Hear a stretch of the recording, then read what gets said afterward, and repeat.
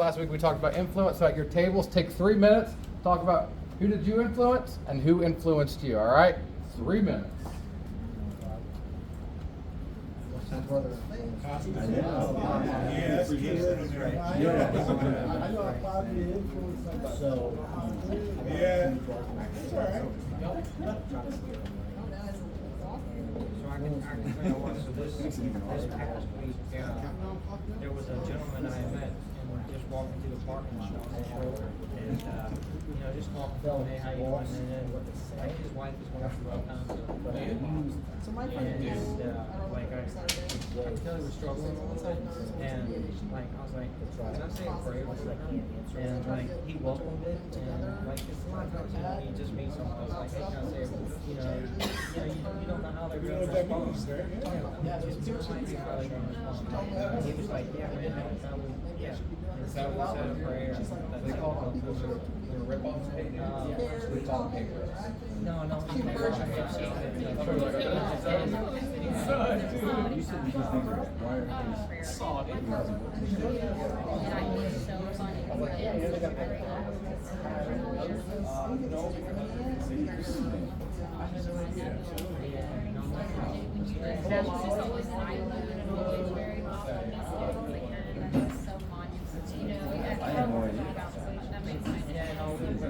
Coming out and say, hey, how you doing? He's like, hey, how are you doing? And then, like, right? I found like exactly my size. So it costs about $10. Well, that's something that I normally wouldn't do because I never know who's going to do this. And so I don't think anything to say, shoot me a letter or even.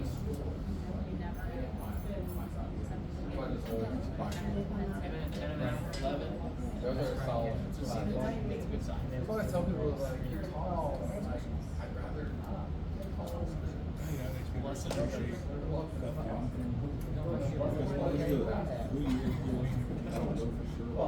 basketball. It's hard to George can go better. I mean, that's one of those facts.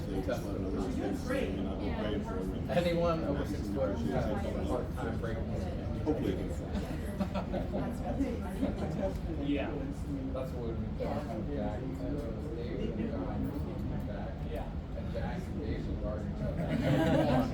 So Dave was kind of like, I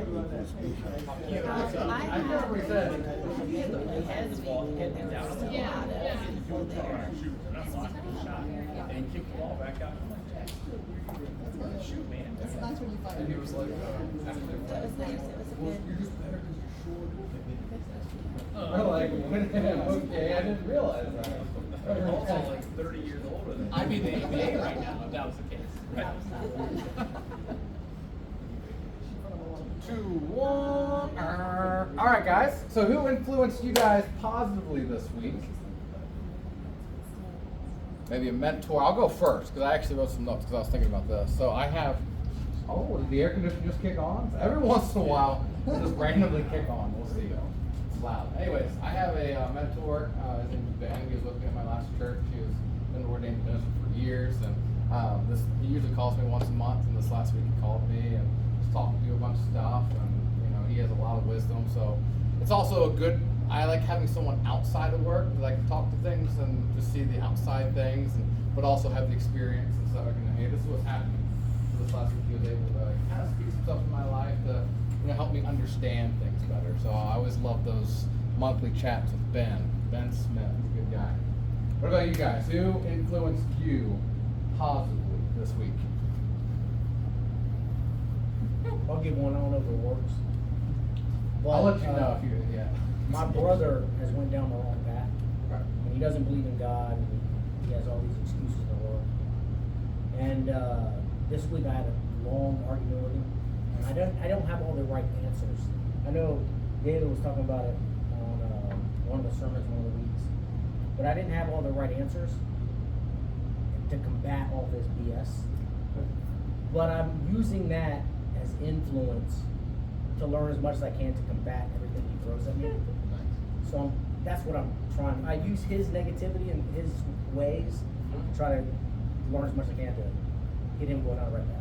That works. Oh, that's good. That works. That's a good one. That is a good one. We always talk about, it was funny when we always talk about sharing the gospel. When I ask teens, I say, what's the number one reason you don't feel comfortable? It's mostly, I don't have the answer. Like, sometimes it's okay to say, I don't know the answer, but I can find out. The biggest thing is listening. Listening to him, what his issues are. So. Oh, his was. I literally was like, I wish David was here. I said that to my brother. I was like, you need help. Tag team. Hey, sure.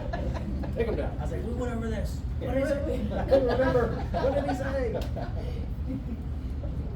I don't have all the answers either. It's a lot. He's good at making stuff up too. It works. It sounds good.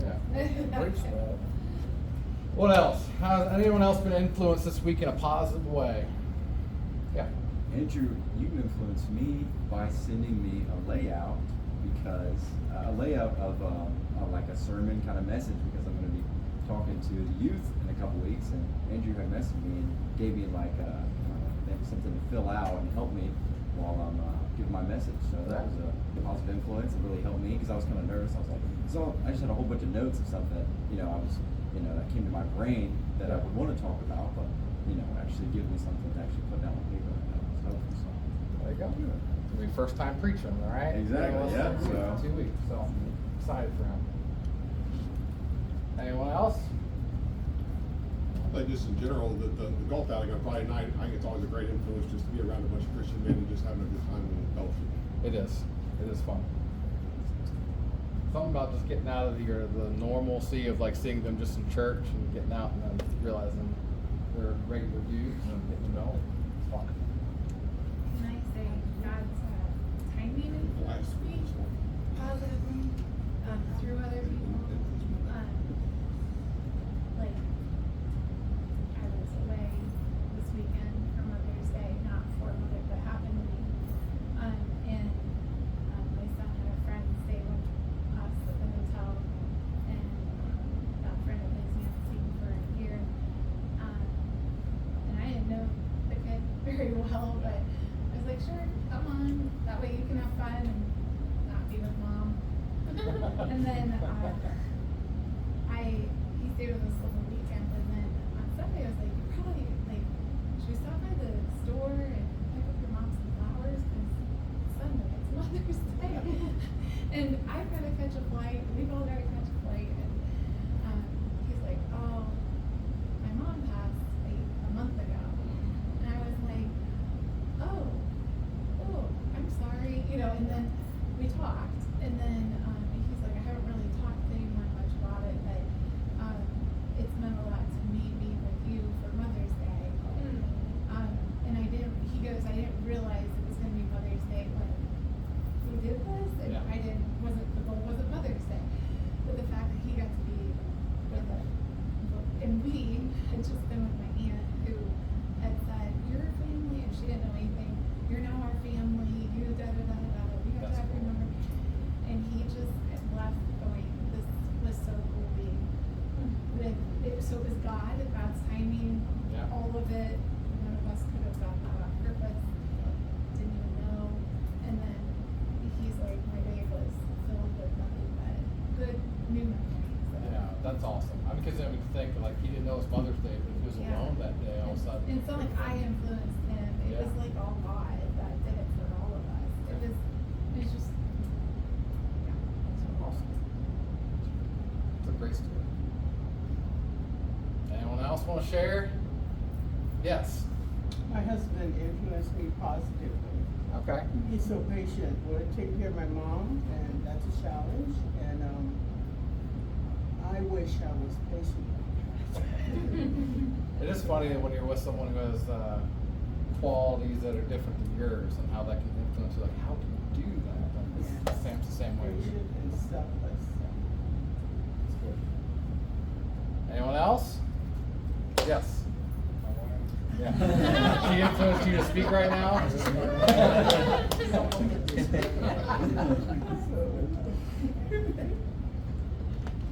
All right, let's move on. How are you able to positively influence someone this week?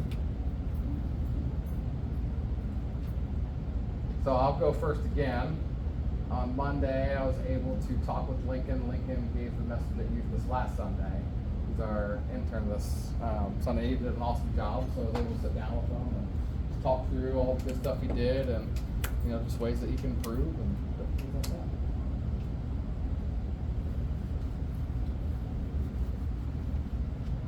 Chris. So I was able to influence someone in the parking lot at Kroger, a stranger. We had just started talking, and he was telling me about a lot of problems that his wife was going through at the time. And so I asked him, I said, hey, well, can I say a prayer for her? And not knowing he's either going to say yes or no. And he said yes, and for me, saying the prayer is how I influenced him, and he received it very well. But for me, it's always been a struggle to ask someone, hey, can I say a prayer for you? Or, no, it's always been a struggle for me to do something like that. He said it was just someone you met in the parking lot? Yeah. It's funny sometimes just to pass by how you doing turns into That's right. praying for That's somebody. right, yeah. Anyone else? I think I got one. Yeah. My wife and I and this older lady, we like influence each other. We were in Walmart. Remember that? We were in Walmart and we were walking to the cat food. He doesn't know a stranger, let me say that first of all. And we just started chit chatting, and we sat there for like half an hour just talking about God, how everything's working, and just how the world is, but in a very positive way. She's a sweet old lady. And we talked about her teeth and all this stuff. But it was just a good conversation centered around God and how He works. Yeah. And we sat there for like 30 minutes. I kept it going because I'm a talker.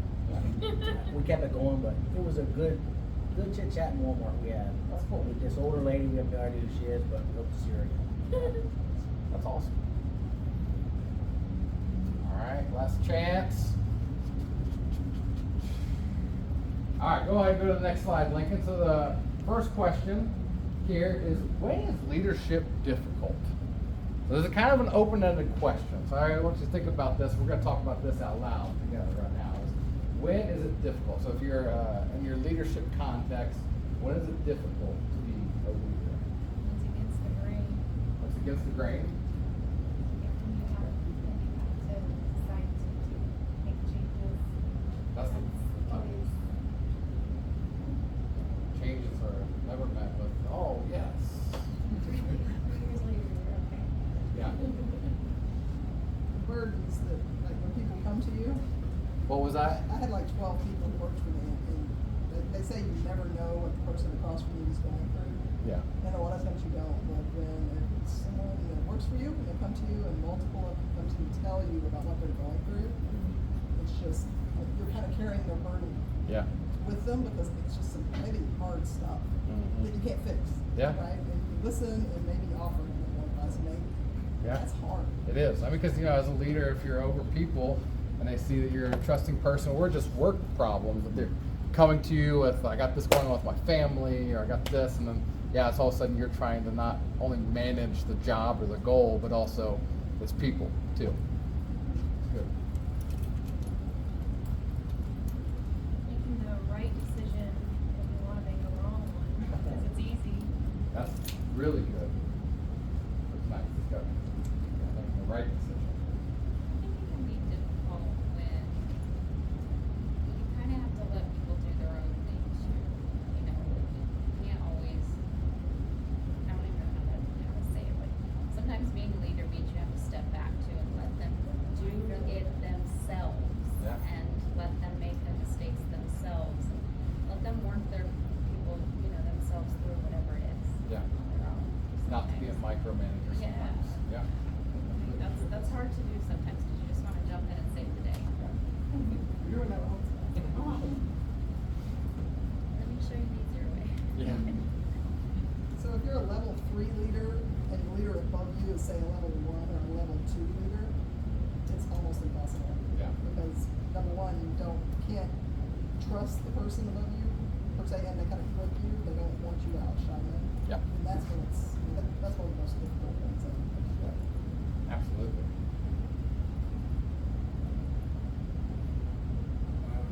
I found out it's hard if you're a servant leader and the person because they want you to do it the way they do it, and you don't feel comfortable with that. Right? That's good.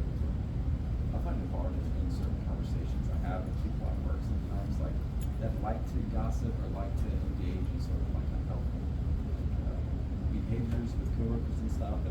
And you know, when you're not that type of person, you try to like stay away from that. It's like hard. It puts you in an awkward situation because they want you to contribute and, you know, but not in a way that, you know, would be beneficial. You know what I mean? They want you to kind of like, you know, be like the way that they are, and so when you're not, they don't like that. So it's hard. It puts you in a difficult situation. But Absolutely. When you have to impose punishment, you have to follow proper procedures. Yeah. Absolutely. And then, like, say they're a good person, or say something they just messed up on, but you have to maybe write them a counsel them. And you know they just made an honest mistake, but because of the processes and procedures, you gotta follow it. Yeah. It can make it kind of challenging for some people. That's difficult. Good stuff. All right, Lincoln. Last one. So, leaders do the right thing. So, and again, open-ended question. Do leaders do the right thing? True, false. What do you think when you hear the statement? Do leaders do the right thing?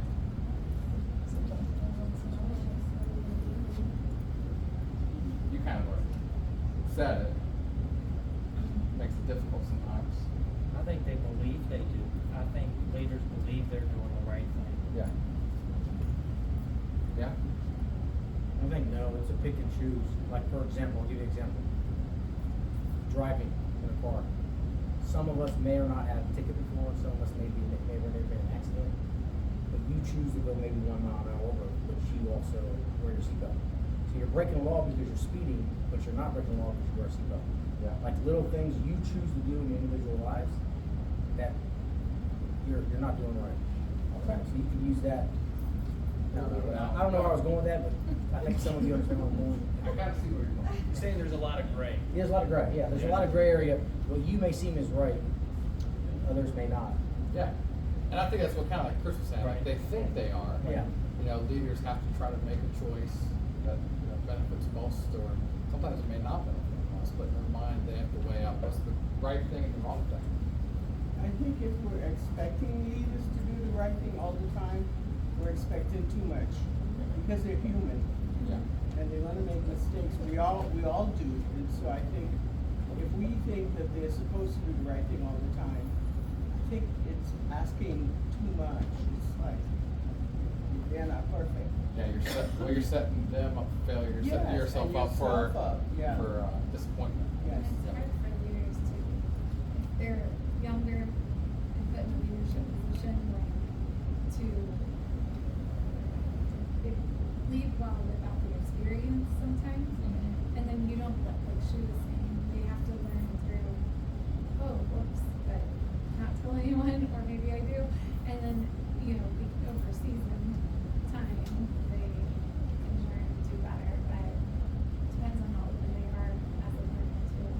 A good leader hopefully realizes they didn't make a mistake and learn from those too.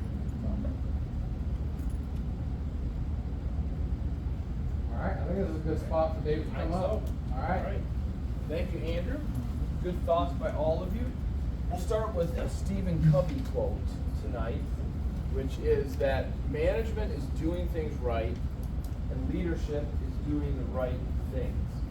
I think I said something maybe the first week that we manage projects and we lead people. And I want to be careful. I'm going to give a disclaimer here. I don't think that what Tony is saying here is that he's down on management, right? Because all of us manage stuff all the time. We have to. You have to manage your finances. You have to manage your calendar. You have to manage a lot of things in your life, and you want to do that the right way. But what he's saying is that leadership is a step beyond that, and saying, I actually see the things I should be doing. So tonight we're going to start talking about the right things, but about 2/3 of the way through, we're going to make a subtle shift that is actually a shift for this whole class. So we're going to move from one piece of what we've been doing into something that we're going to do for the next couple of weeks. But I'll tell you when we get there. All right. So what I want to start by talking about is kind of what I would call the 4 core qualities of a leader. All right, and we're going to start with competence. So what's competence? Don't give me that. Don't give me the definition yet.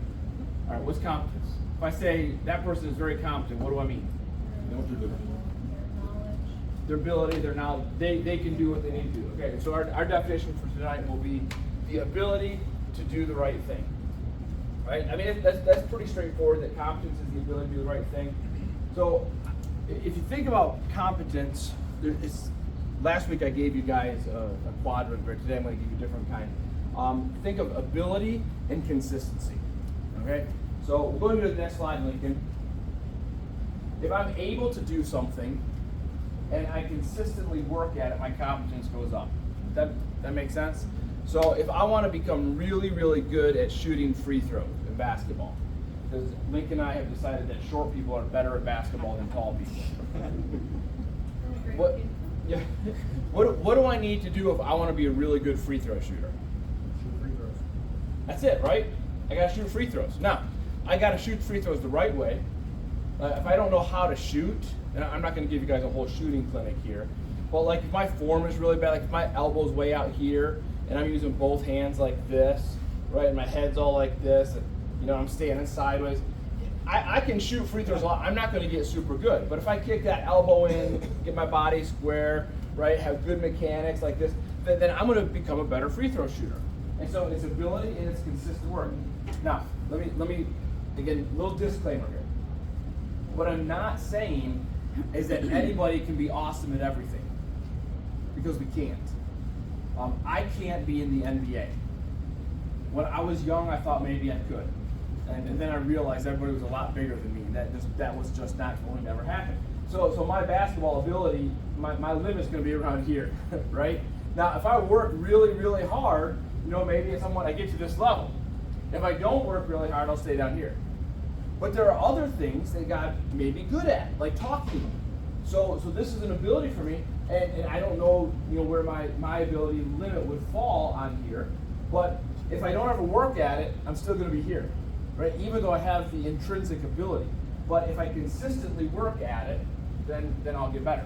So competency for a leader is this ability to do the right thing. Sometimes our capacity can shrink.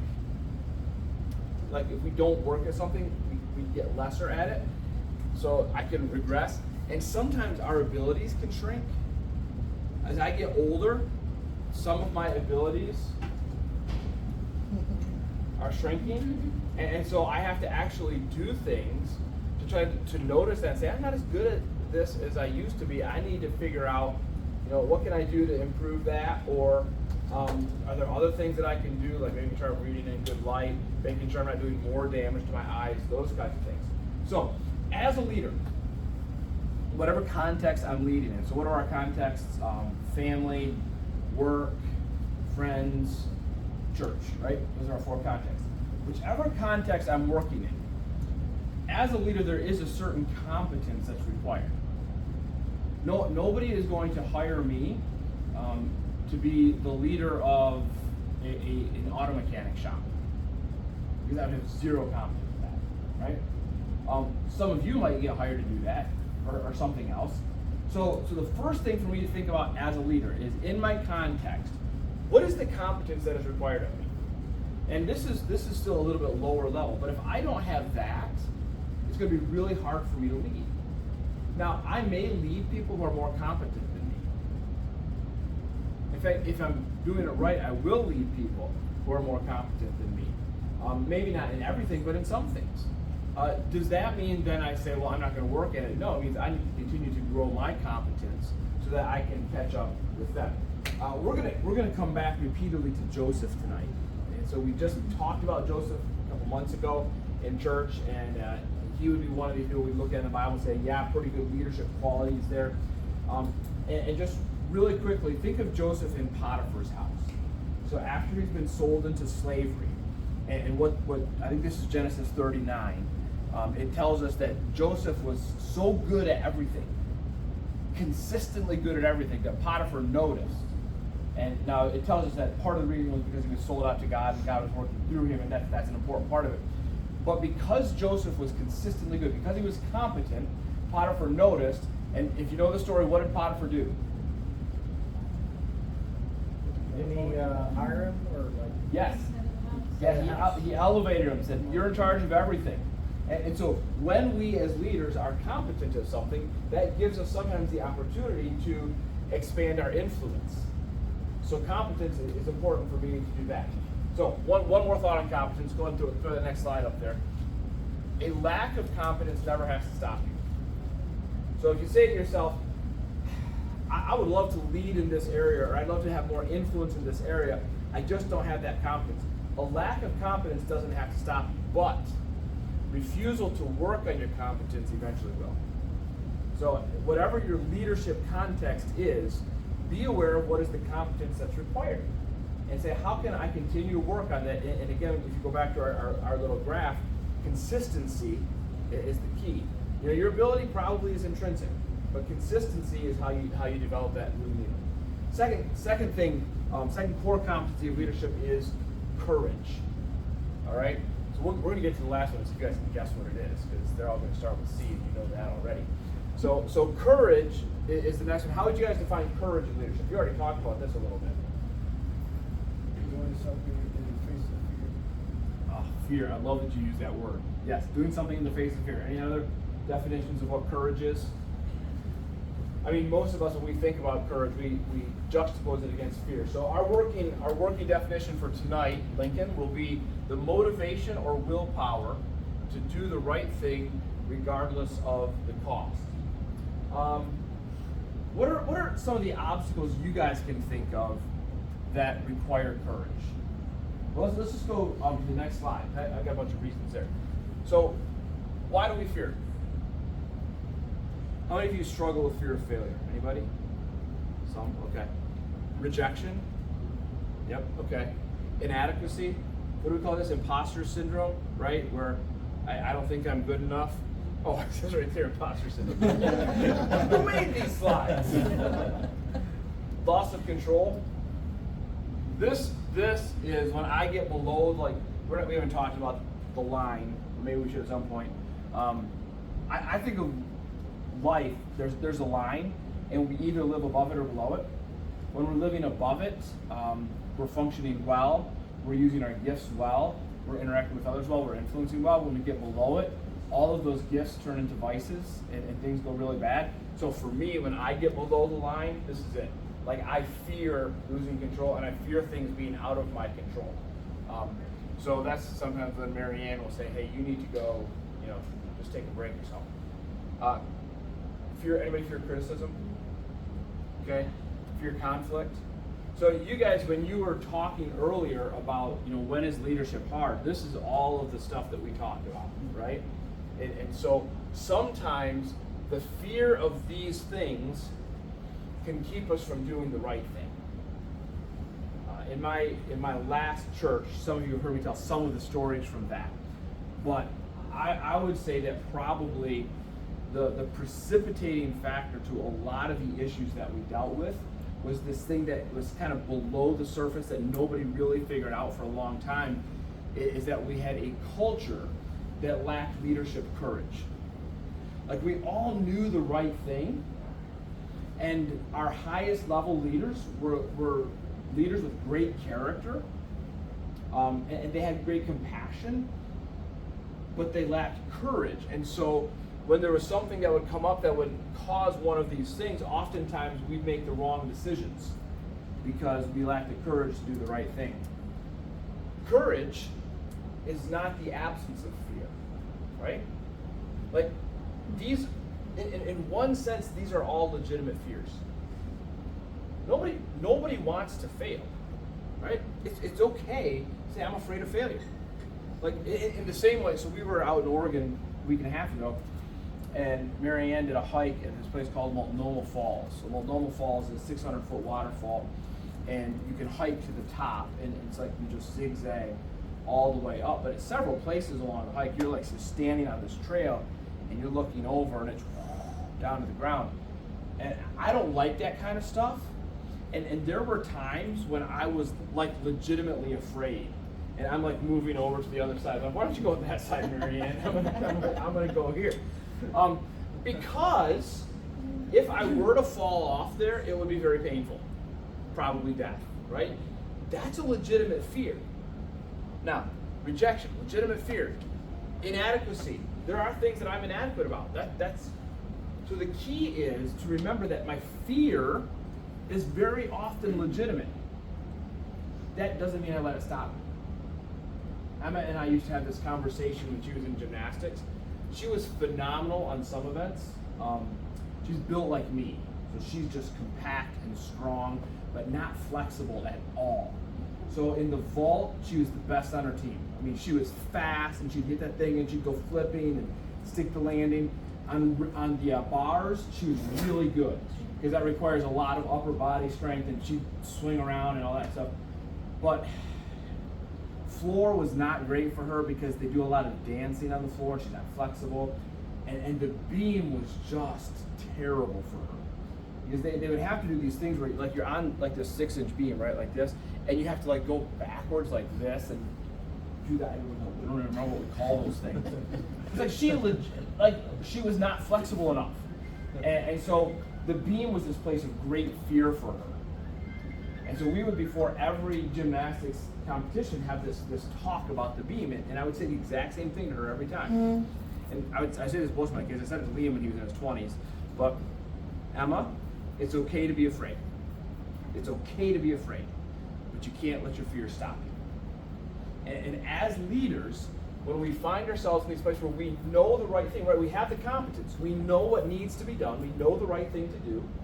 But we also know if I do this, something that I don't want to happen might happen.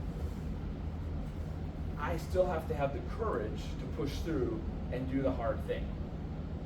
That really is like one of the core competencies of leadership. So how does that happen? I would suggest that building your courage comes from two things: confidence and commitment. So confidence is knowing you're doing the right thing, okay? And commitment is, I'm going to do this no matter what. And I'm going to show you how those two things fit together. So confidence comes from knowing you're moving in the right direction. But how can I know that? So I would say, as a Christian, for me, how do I know I'm moving in the right direction? This is why habits become so important. So you guys did some reading on habits and self-discipline, and we're not going to make it all the way to that tonight. We'll get there eventually.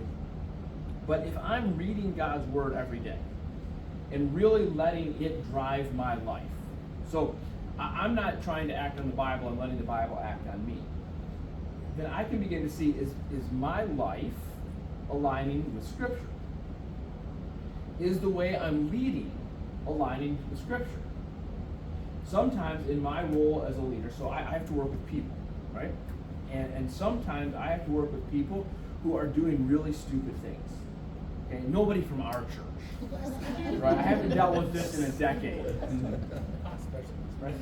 And sometimes people do not stupid things, but harmful things.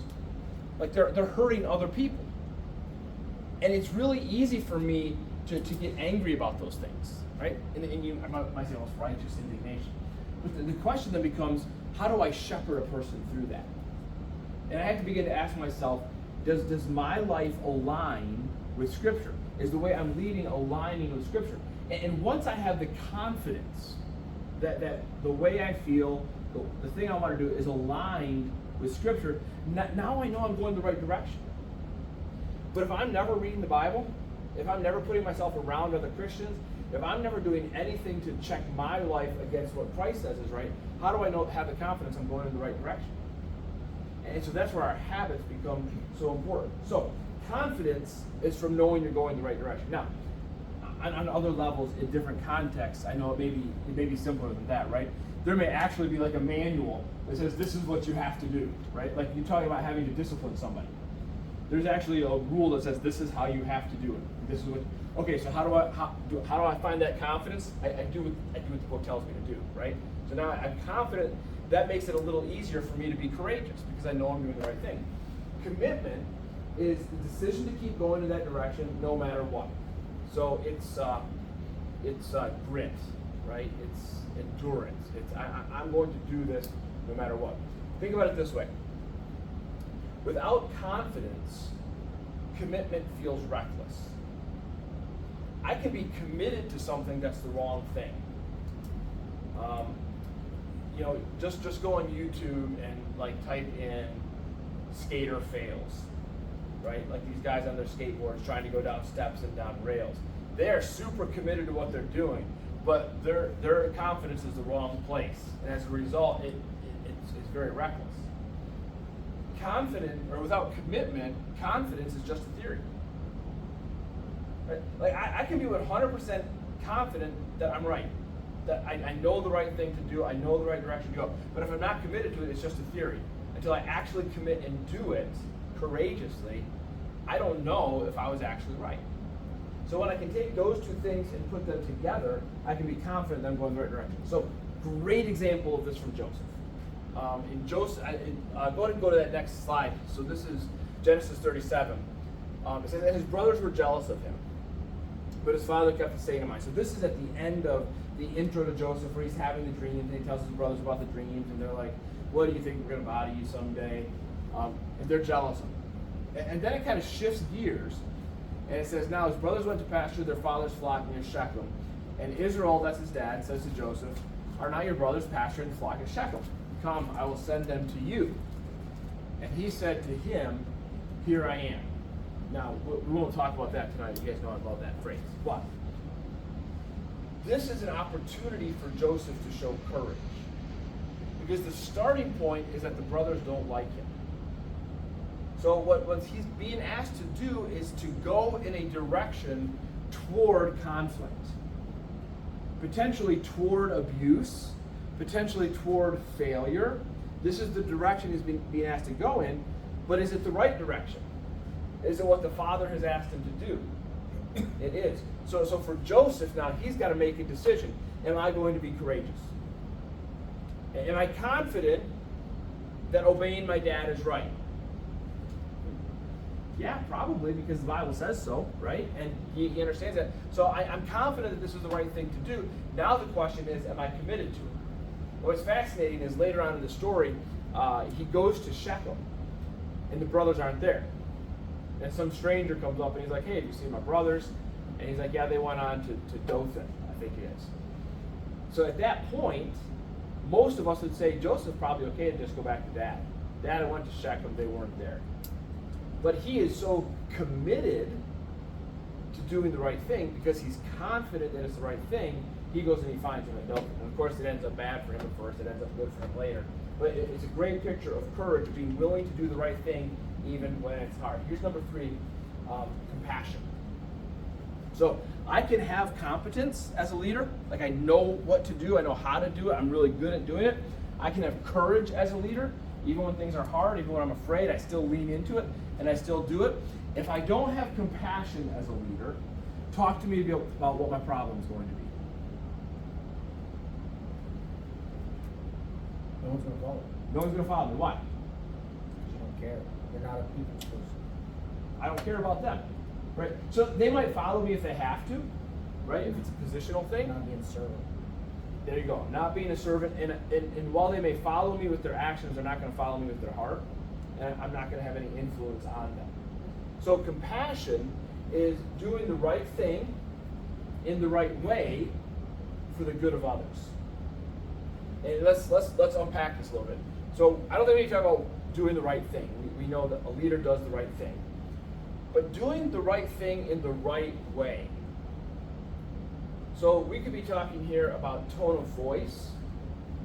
We could be talking about timing. Right? So I may have a conversation that I need to have with somebody, and I know it's a hard conversation, but it may not be an urgent conversation. And so if I can read in their face or in their body language that they already have had a really hard day and this will absolutely break them, if it's not urgent, the compassionate thing to do is say, maybe the timing is not right. That maybe there is a right way to do this right thing. And so thinking about doing things the right way for the good of others. And again, we come back to this. We've talked about this on Sundays a couple times. We've talked about it here. This willingness to focus on others. Some biblical words for compassion. This is one of those words that it appears a lot in the Bible, but a lot of different Hebrew words are translated as compassion, but they're also translated other ways. So here's a bunch of things. Mercy, tenderness, affection, kindness, pity. Tenderness is twice, must be important. Grace, favor, goodwill. This should be loving kindness, which is a word we don't ever use, but it's a word the Bible uses, loving kindness, and action. Sometimes it's compassionate to take action. Look at the list real quick. How has someone shown you compassion in one of these ways? God's given me a lot of mercy and grace. Right. Yes, and that's why you follow him. Yes. Yeah, good. My What else? wife and many of those. She's very kind, she's very loving. A lot of them. Yep. Good. Others? My wife is full of faith. She's like that young lady over there. We're supposed to find a friend. We're not a friend, she has not met yet. Good. What's funny is everybody's using family, because I think you see a lot more of these things, hopefully, from family than you really do in the working world. Right. I think these things tend to be a little foreign. These words are certainly foreign in a lot of working families.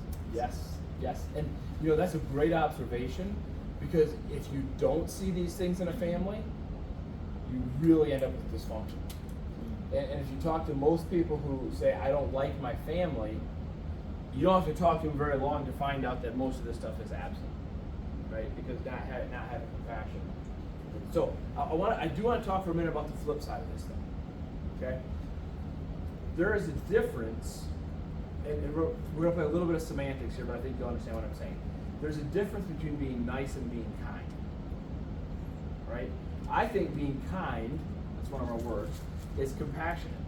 But being nice is not always compassionate. So I actually found a list, and here's that. So, nice people focus on being liked. Kind people focus on earning trust and respect. Nice people avoid tough conversations.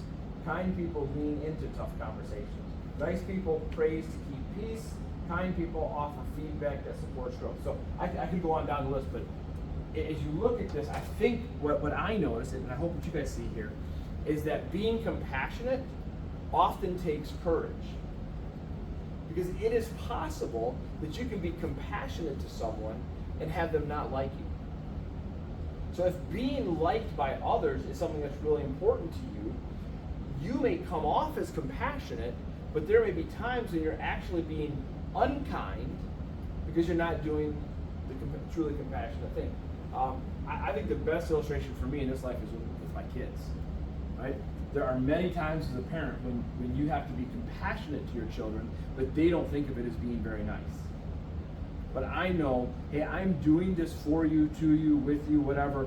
I'm doing this because I love you, because I want what's best for you. I want you to grow into the person God wants you to be. So it's going to be painful for you right now. It's going to be good for you later. That's true compassion, right? All right, Lincoln, can we go back for a second to where we have all three boxes? All right, here we go. So as you guys look at these three boxes, in your mind, for yourself, rank them 1, 2, 3. See if you can do it. Just if you can, like, say I'm best at this one, worst at this one, and there's one in the middle. So just in your mind, as soon as you think you know your 1, 2, 3, just raise your hand so I know you think you got it. Some of you are struggling. All right. Okay. Does anybody want to share? I'll go first just to break it down. Mine probably go 1, 2, 3. Okay. I'm compassion, confidence, courage. Okay. All right. I'll probably go left. Now you go across competence, courage, compassion. Okay. Compassion, courage, and then competence last. What are yours? Compassion, courage, and then competence. Okay. Anybody else? I'll take confidence, compassion, courage. Okay. 2, 1, 3. Amen. All right. So most of the time, when we talk about courage and competence and compassion, most of the time we know ourselves, like what we're good at and what we're not good at. And so, I mean, the obvious, we could stop right here and I could say, all right, guys, so the obvious takeaway from this is to figure out what you're strongest at, lead from there, right? Lean into your strengths, but also be aware of where your weaknesses are and try to develop them. But there's another takeaway from this little exercise, and it is this. The people around you, they also have the order, 2, 3, 1, 1, 2, 3, 2, 1, 3, whatever it may be. And sometimes you may be interacting with people, and what you see is that person is not compassionate at all. They're a terrible jerk. When you catch yourself doing that, immediately I want you to see this picture right here. And I want you to ask yourself, well, wait a minute. Before I'm too harsh on that person, if compassion is their low point, what are they good at? You know what? That person is really highly skilled. And I need to find ways that I can, build into that and tell them how much I appreciate their comments. Or that, I love that person, they are not afraid to do the right thing. Okay? Or you may have somebody who's really low on competence. Okay, all right, what are they good at? And this is just a really great way for us to focus on others, which is doing what? Being compassionate. All right, do we have Joseph first for this one? I think we do. Yes, we do. So Joseph's in prison, and it says he comes into to them in the morning, so them is the cupbearer and the baker. So you guys all remember this perfectly, right? Because we just went over this like 5-6 Sundays ago. When Joseph came to them in the morning, he saw that they were troubled, so he asked Pharaoh's officers who were with him in the custody of his master's house, why are your faces downcast today? We won't spend a ton of time here because we talked about it a few weeks ago. Go back and watch the sermon. Okay, but I want you to see the two things that Joseph does here because I think they are the core practices of compassion. The first thing is he notices, right? When he came in, he saw that they were troubled. For people like me who are low on compassion, we have to be very intentional to notice what's going on in other people's lives. Some of you are so good at it. You can walk into a room and immediately know who needs help, right? That person right there is having a bad day. I need to step into their lives. If compassion is not a high skill for you, you need to really work on being a noticer. So he notices, and then what does he do? He listens. And remember, 2 weeks ago we said listening is the secret superpower of leaders. He sits down and says, hey guys, what's going on? He doesn't assume he knows. He doesn't say, hey, come on guys, cheer up, let's go. He says, you guys talk to me, let me listen. I think if you can develop those two things, you will develop your compassion. I think we got one more slide on compassion. Is that right? So compassion grows. Next slide is this one. Yes, that's it. Compassion grows when we focus on and listen to others. All right, so here's where we've been. Competence. We develop competence by working in the areas where God has gifted us and being consistent and working hard. Okay? We develop courage by being confident that we're moving in the right direction and then being committed to that direction. And we develop compassion by focusing on others and listening to them, noticing them, listening to them. All right? So one more, don't put it up yet. What is it? You want to guess? It starts with a C. It starts with a C. Yeah, I like that. I'll give you a clue. It is the foundation of all of them. Communication. Communication, that would be really good, but it's not. Character. That's it. Character. All right. All right. Character is the foundation for all of this. So, character is who you are when no one is watching. And here's where we're making the shift. Okay? Up to this point, like for 4 weeks, we've been talking about what leaders do. Okay? And now we're going to shift, and for the rest of tonight and for a couple of weeks, we're going to talk about who leaders are. So this is going to shift from being external to being internal, from asking myself, what do I do, to asking myself, who actually am I? And what we're going to work on is we're going to work on ourselves. say, how do I develop the kind of character that I need? So think through this and think about how character is the foundation for each of these. So first of all, character keeps competence from becoming self-serving. When I'm really good at something, I have a choice I have to make. Will I use this for my benefit or for others? Right? So in my line of work, if you're really good at public speaking and you don't have character, you become a politician. If you have character, you become a pastor. Character keeps our competence in check, right? Because it keeps us from using things to serve ourselves. Character controls our courage.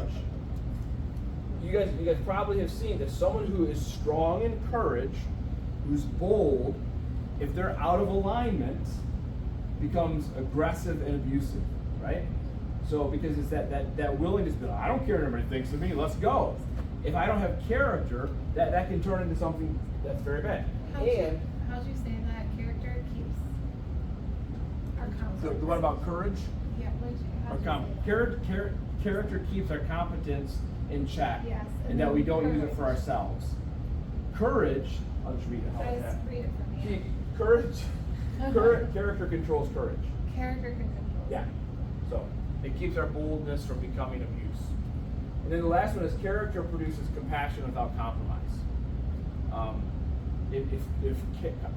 Compassion, I told you guys I was tired tonight. If compassion is my high gift, it can be easy for me to shift from kind to nice, right? And that character is what helps me to actually continue to do the right thing even when it's difficult. So let's just think about Joseph just for a second. Other parts of the Joseph story that you guys know. Where does Joseph demonstrate character? With the wife. Yeah, that's a good one. So Like tell that. us more about it. With Yeah. Potiphar's wife.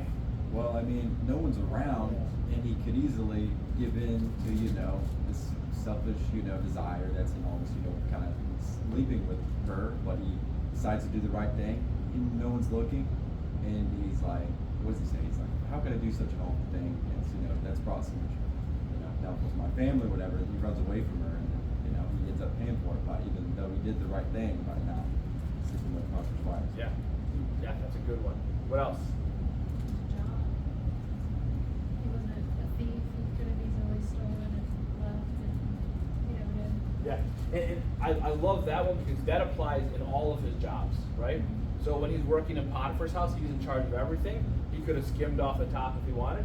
When he's in prison, he's in charge of everything. He could have used that power for himself, instead he uses it for others. And then finally, when he's working in Pharaoh's house, again, he's got all the power in Egypt. He could have used it for himself, but instead he uses it for others. That's an awesome one. Good. One more. Any others? Brothers came back. Yes. Brothers came back, and he forgives them. He shows them compassion. He says, "Hey guys, God forgives you. I forgive you. I'm glad you're here." So our character is revealed in our words and our actions and our attitudes. Does that make sense? Like, you guys can spend time with someone and fairly quickly know this person's a person of character, this person's not a person of character. And you can obviously be deceived, but listening to the way somebody talks, seeing how somebody treats other people, watching their attitude, you can say, yeah, that's probably a person with character.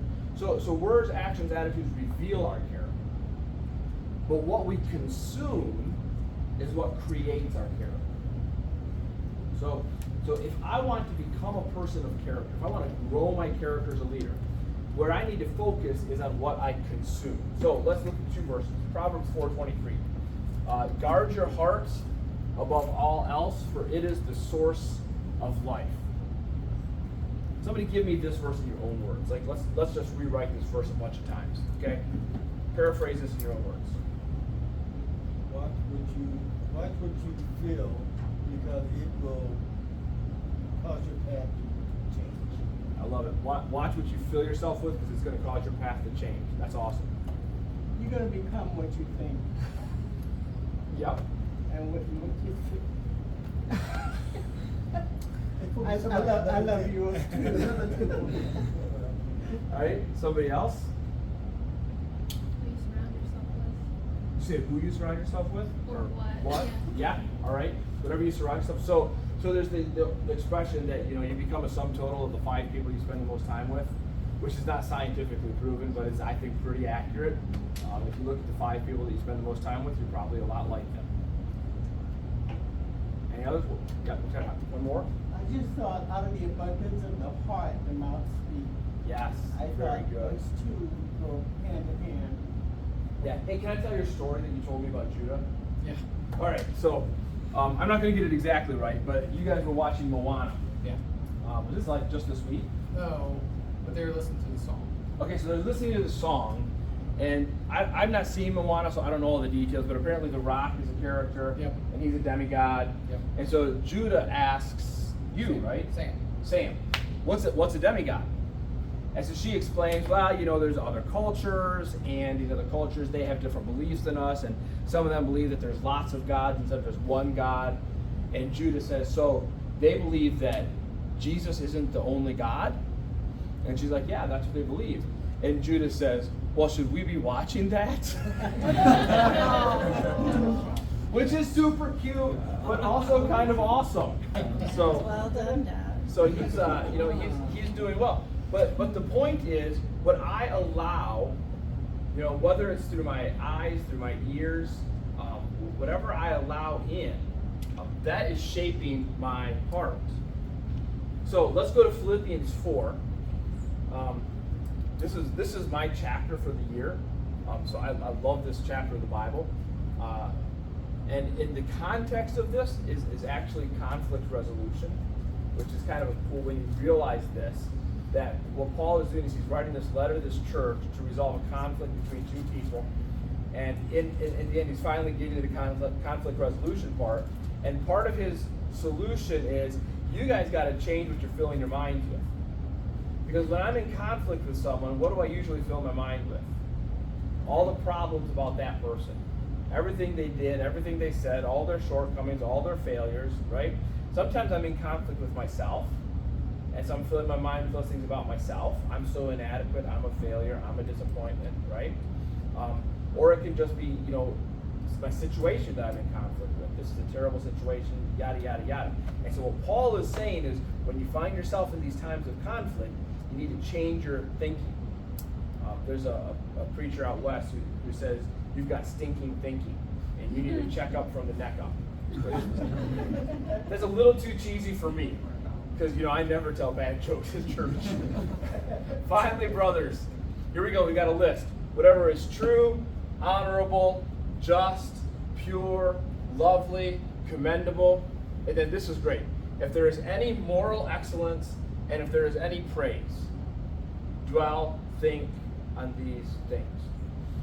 If I want to build my character, I have got to fill my mind with this kind of stuff. And the reality is, if I pour this kind of stuff into my mind, what will spill out is Christ-like character. So let me throw this out to you. What can you do to fill your mind with this kind of stuff? Let's just get really practical for a second. What are some things that we can do to fill our mind with this kind of stuff? Read the Bible. Watching, listening to. Okay.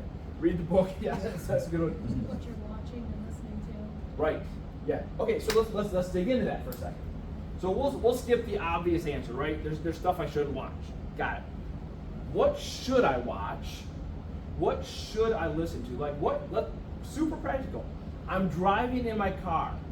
Like most of us have some kind of a commute. What am I listening to? Jesus music. Jesus music. All right. I said, got that Caleb playing.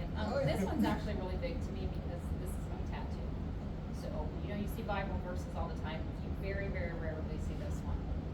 And when I talk to people about this that maybe aren't believers or anything, I have the stupidest explanation. I made a decision when I was probably 15 to turn off the Weather Channel. Like, I wanted to be a meteorologist. Twister generation, love that. The first one. I made a decision to never listen to the weather again. And I am so stern on this to such an extreme. Because when you watch the weather, they tell you, the first thing they tell you is, get your coat, today's gonna be a terrible day. It is not a terrible day. It is an inconvenience. The weather's a beautiful thing, you know what I mean? The rain is what makes the flowers grow, et cetera, but it's just that little, all it took was just someone to say, oh, grab your coat today, it's gonna be raining. Stop it. The weather is an inconvenience. It is not a problem. Yep. Whether it's a tornado, whether it's a hurricane, it doesn't matter what it is. So that's the smallest little tiny example for me. And I stopped watching the weather and things like that when I was, probably 15. Absolutely, I don't care if it's snowing, you will see me with all windows down, tank top on, don't care, wet hair. Kindergarten, I used to get in trouble in kindergarten because I would leave with wet hair and I'd be broken off ice boots, once I walked to school. I was a little rebellious, it's okay. But really, it's just what you take in, sometimes you don't even realize you're taking it in.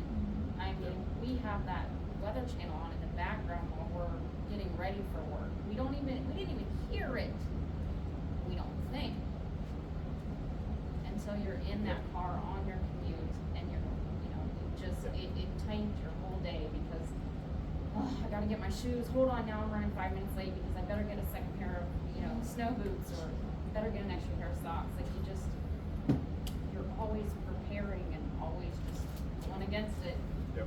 Instead of just looking at it a little bit more positive. Yep. So that's the stupidest everyday example that I can come up with. I think it's for awesome. This verse because this Yeah. is a huge one. Letters from prison.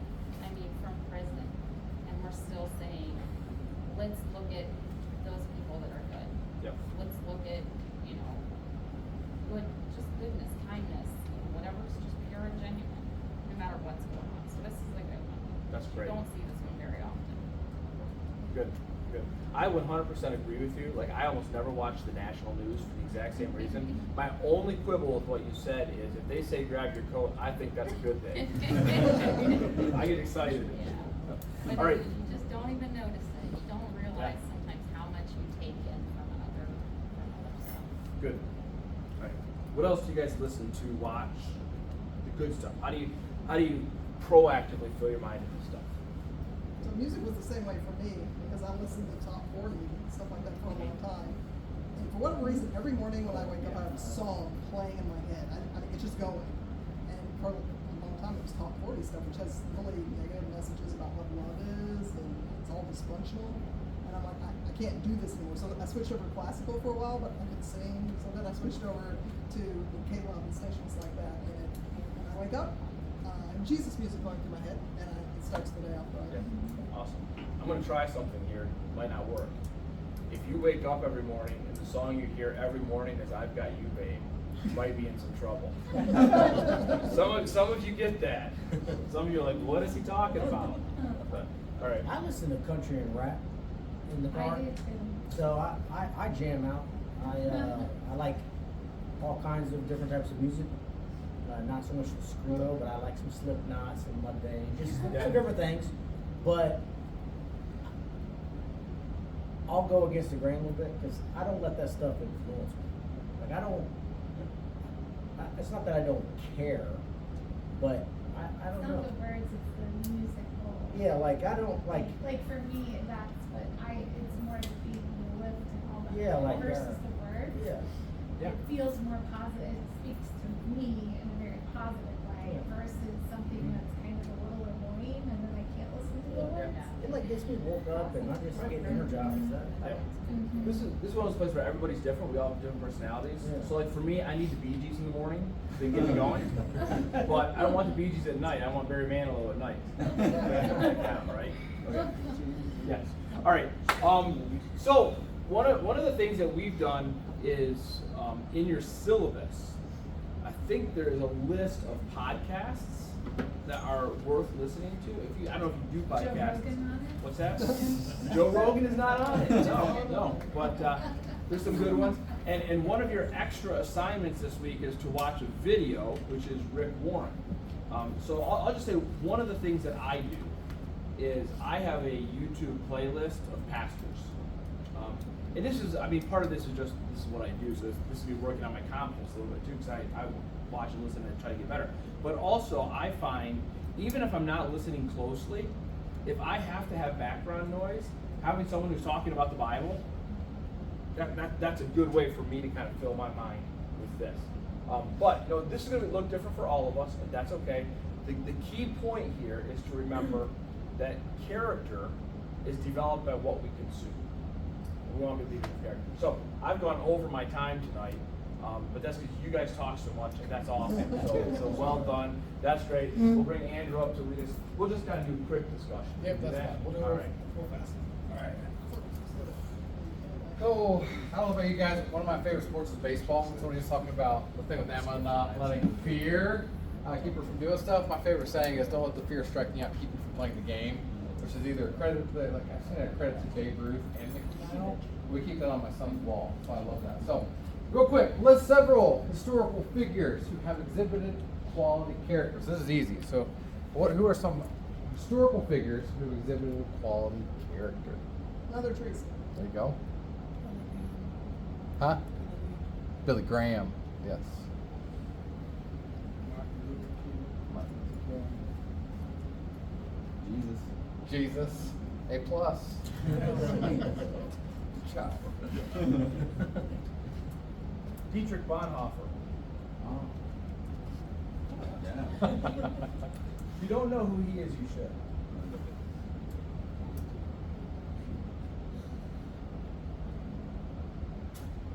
All right, Lee, go ahead and put those last two up for us real quick. We kind of already talked about these a little bit because you guys numbered them. Which of the 4 core qualities is a strength for you and which is a growth opportunity? I think all of us kind of gave that. So think about that.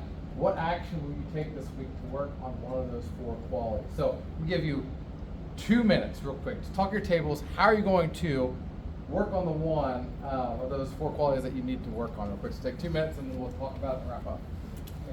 Sorry, stuff like that. Oh, sorry. I didn't say you did that, but I was like, I didn't have that.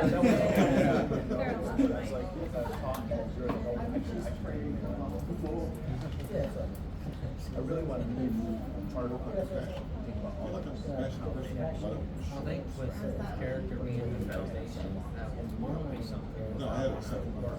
But it's just, I feel like I feel for people, but I don't know how to show them. I'd love to hear some So, ideas. The outward part of it.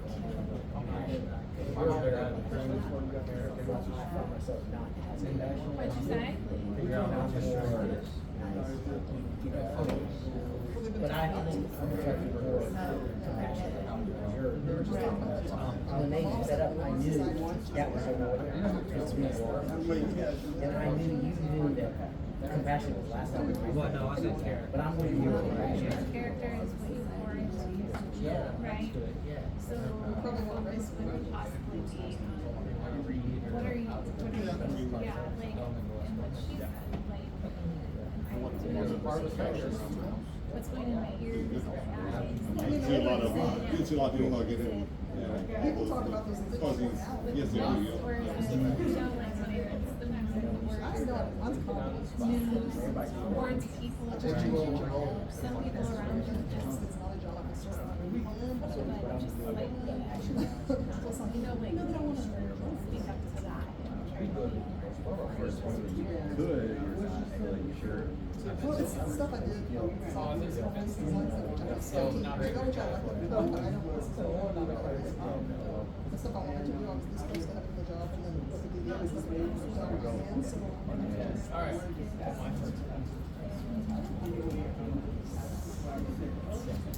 I'd rather work with the other two. All right, guys. So, real quick, I'm just going to ask if one person from each table will share something that you guys shared. And if there's more than that, that's okay. But I know we're a little bit late here.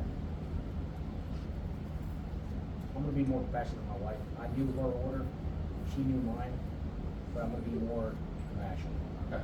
Did you say compassion is number 3? Yeah, I had, same as David, I had Okay. courage, confidence. Okay. compassion was number 2 for me, but I feel like I'm a compassionate person, but I don't feel that I'm good at sharing that I'm compassionate. The outward part of the compassion. There you go. Part of it. I like that. I guess like the passion's my weakest one too. I was thinking I should probably work this week because Sam's so good at it, especially with the kids, whenever they're just constantly whining and complaining. Stop! She's like, oh, let me hear what's wrong. So I'm like, I guess I could use some of that. A little bit of compassion with kids. So. Anyone else want to share? I'm gonna work on character this week, and just be more cognizant of what I allow in. That's good. Very good. All right, guys, homework time. So this week, read chapter 6, the extra plus leadership attitude. And developing the leader within you 2.0, and then in the Leadership 101 Facebook group post, an action you're inspired to take after the reading of this chapter. So I'll just post that general thing in our Facebook. And then there's the extra work, right? Extra work. Complete at least 4 days of your journal. Find an article or blog post that addresses one of the four core qualities of leadership and share it with our Facebook group, and then watch that video right there, which is Rick Warren. Rick Warren is awesome. I like him a lot. So I'll send you the link in your email. email. Yep. So you'll get it in the email. So any questions? Would it be possible for him to put the slide with like the visual of like character, the foundation? I just want to take a quick little picture. Oh yeah. I won't like steal it or anything, but it's just a good reminder. Can you share the slides with us? Yeah, so Why don't you- yeah, you because I guys have all a have couple things. you guys all have access to the shared Google Drive. I'll send you a link to that in the email, and in that are PDFs of all of the slide Oh, presentations, okay. so you can get them all there. And if And I you